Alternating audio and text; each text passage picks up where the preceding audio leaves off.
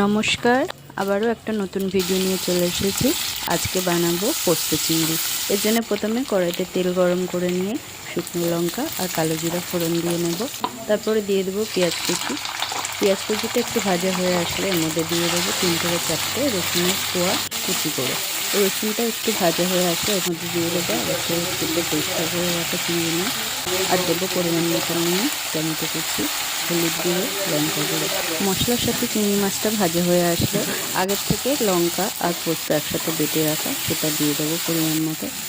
এরপর mixie cup ধুয়ে অল্প পরিমাণ জল দিয়ে দেবো। মশলাটা ভালো করে কষিয়ে যখন তেল ছেড়ে আসবে 3-4টে কাঁচা লঙ্কা এর মধ্যে দিয়ে রান্নাটা পরিবেশন করে দেবো।